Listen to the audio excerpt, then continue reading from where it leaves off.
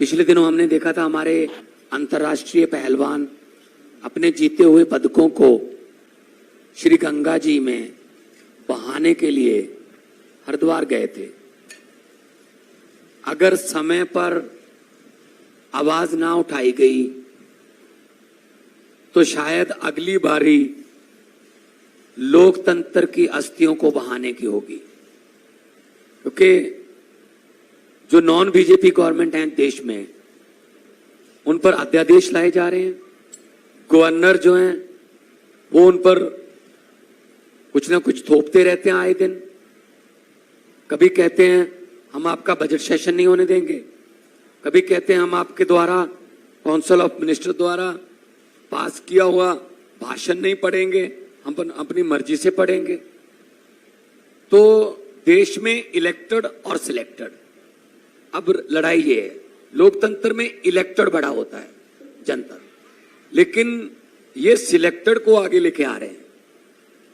BJP का एक ही तरीका है, अगर इलेक्शन में नहीं जीते तो बाई इलेक्शन से जीत जाओ, उनके बंदे तोड़ लो, बाद में बाई इलेक्शन करवा लो और कह दो कि जनता का ये फैसला है।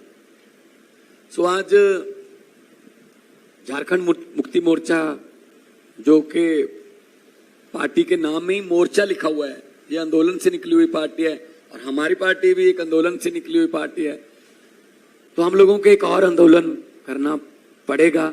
140 करोड़ जनता देश की ये उम्मीद करती है कि आने वाले दिनों में अगर देश में लोकतंत्र को बचाना है, इलेक्शन को बचाना है, तो हमें आवाज उठानी पड़ेगी कि ऐसे फरमान जो केंद्र सरकार की तरफ से आते हैं, जो फेडरल स्ट्रक्चर को कमजोर करते हैं, उनके खिलाफ हम आवाज उठाएं एक होकर।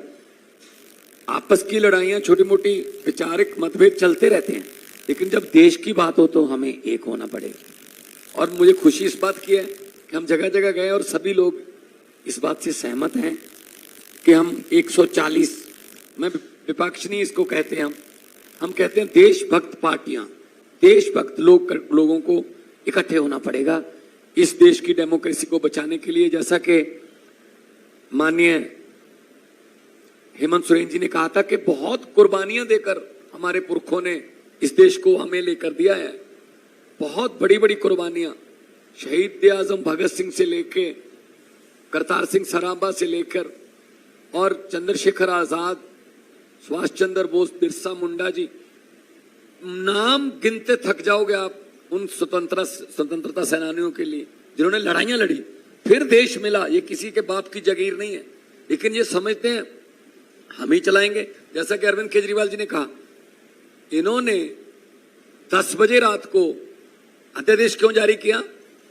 क्योंकि 5 बजे सुप्रीम कोर्ट में छुट्टियां हो गई थी, तो इन्होंने कहा छुट्टियां हो गई, अब 10 बजे अध्यादेश जारी कर दो, सुप्रीम कोर्ट में नहीं जा सकते। तो सुप्रीम कोर्ट की भी नहीं अगर मानते तो किसकी मानेंगे? तो अहंकार हो गया है बहुत ज्यादा इनको। तो अहंकार जो है वो परमात्मा अहंकार को ठीक कर देता है। कुदरत बहुत बलवान है, कुदरत बहुत बलवान है। ये राजाओं से भीख मंगवा देती है, ये भिखारियों के सर पे ताज टिका देती है। सो वक्त है, वक्त से डरना चाहिए। मैं भी बहुत निम्रता सहित बेनती करता हूं केंद्र सरकार को, अहंकार मत करो, क्योंकि जनता है, लोकतंत्र में जनता बड़ी है। जनता, लोग जब चाहें आदमी अर्श पर और लोग जब चाहें आदमी फर्श पर। बहुत बहुत धन्यवाद।